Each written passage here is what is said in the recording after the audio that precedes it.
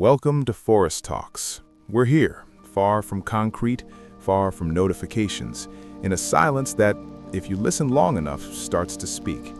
I'm Atlas. Today, sitting across from me is a man who believes that hard times are necessary to forge value. Stefan, in your book, you write about cycles of history and the strength of men. But as we sit here, staring into this fire, I have to ask you, what is this fire to you? Is it just a chemical reaction that keeps us warm, or a symbol of something deeper that we've forgotten? Fire is survival, Atlas. For our ancestors, fire was the difference between life and death. It was the first technology. Today, men have forgotten how to light a fire, both metaphorically and literally. We've become soft. My thesis is simple, and history confirms it every 80 years. Hard times create strong men. Strong men create good times. Good times create weak men. Weak men create hard times. We are now in the phase where good times have created weak men. We're sitting here in the forest, which is beautiful, but most men today wouldn't survive even one night out here without a Wi-Fi signal. They've lost their edge. They've lost their killer instinct. I understand your perspective. You're looking at external conditions, wars, economics, competition for resources. But as I listen to you, I think about what I wrote on the paradox of the modern man. We are apes who jumped from insecurity into safety, barricading ourselves behind walls of comfort. But Stefan, isn't our greatest weakness precisely our ego? You talk about building a strong man, but I fear many hear that as a call to build a big ego. If strength is just armor we put on so the world doesn't hurt us, isn't that still fear? Ego is a tool. Yes, it can destroy you if you're a cuck seeking validation from others, but ego is also what gets you out of bed at 4 a.m. In my book, I write about ownership. Victims blame others. Owners own their problems. If your ego is, I am a man who solves problems, then that ego is useful. The problem isn't ego, the problem is lack of results. A man is defined by what he does. A bee makes honey, a man does the work. If you don't do the work in front of you, you are useless to the tribe. You talk about inner state, about being, but in the trenches of history, nobody cares about your being. They care whether you can hold the line. I agree that action defines our interaction with the world. I also say we're not machines, but we were created to act. Still, there's a difference between acting out of fear or greed and acting out of service to something higher. You mentioned God, you mentioned infinite intelligence in your book, but it seems to me your approach to God is utilitarian. You use him to become successful. I believe we're not here to use God, but to bear witness to his existence. When I say I, that's the first time I lie, because the only I that exists is the one who is. If I build an empire just to feel powerful, haven't I merely replaced one illusion with another? Haven't I just become a slave to my success instead of a slave to my failure? But Atlas, look at the alternative. Look at men today. They live in their mother's basements, watch pornography, play video games. They've surrendered, but not to God, rather to apathy. They're nihilists. I say build yourself, become dangerous, become competent. Yes, it may sound like ego, but it's the only language the world understands.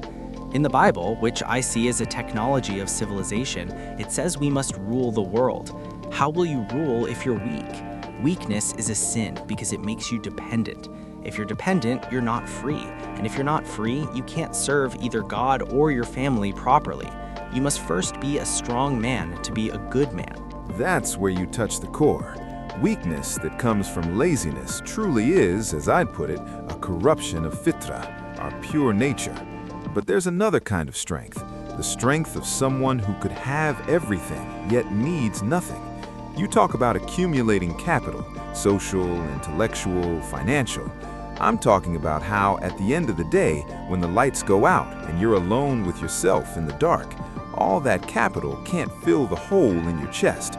Only a connection to the source can. I find it interesting how you write about your father. You saw his weakness and it pushed you into hustle. I saw my parents' strength through war, but I realized even that isn't a guarantee of peace. Peace comes from within. Can you be a strong man without money? In the modern world, hardly. Money is stored energy, it's power. If you don't have money, others control your time. If you don't control your time, you're a slave. And a slave cannot be a moral authority because his survival depends on a master. That's why I tell guys, make the money, not out of greed, but for freedom. Look at Genghis Khan, look at Caesar. They didn't meditate in caves before conquering the world. Maybe they sought peace afterward, but first they had to prove they were kings of their domain. You want us to skip the fight and go straight to enlightenment. I don't think that works that way. I'm not asking to skip the fight. On the contrary, the struggle with oneself is the greatest struggle. But I wonder, Stefan, what is enough? In your world, it seems like it's never enough. There's always a bigger empire, a more beautiful woman, a stronger body. That's Sunnatullah, the divine law of growth, yes. But if you don't have a qibla, a direction, a point you turn toward that isn't your reflection in the mirror, you just spin in circles.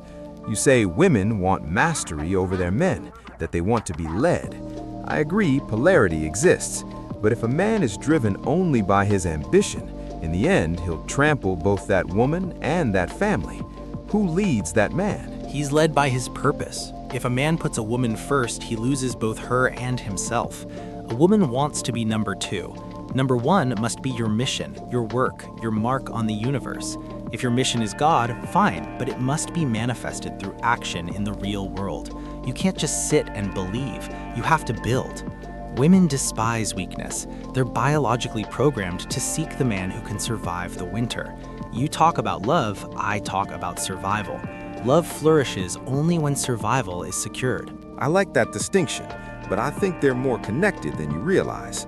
Survival without love is just prolonged agony, and love without the strength to protect it is naive. Maybe the answer lies in what I call the witness, being in the world, fighting, building, being that strong man you talk about, while simultaneously knowing it's all just a role we play, that we're not the ones doing, but that strength flows through us. When you see it that way, your ego doesn't inflate with success or shatter with failure. You become, as the Stoics would say, invincible. Stoicism is crucial. Marcus Aurelius was an emperor, the most powerful man in the world, and he wrote about how everything is transient. But remember, he was first an emperor. He had a sword. It's easy to be a philosopher when your belly is full and your borders are secure. My fear is that our civilization is forgetting that barbarians are waiting at the gates. We're philosophizing here on Forest Talks, but out there are cultures that don't philosophize, they conquer. If Western men don't rediscover their balls, we'll be overrun, and then your spirituality won't mean anything because you won't be free to practice it. Or maybe that spirituality will be the only thing we have left. But I understand your warning. We mustn't be naive. That's why I like your concept. Awake, but dangerous. I'd add dangerous, but calm. Dangerous, but disciplined. That's the definition of a gentleman. And in the end, Stefan, when all the noise fades, when empires fall and rise again, only this remains: the forest, the fire, and two men trying to understand why they're here. I think that despite the different languages we speak, we agree on that. Thank you for coming into the forest. Thank you, Atlas. Respect the grind. And respect the silence. See you in the next episode.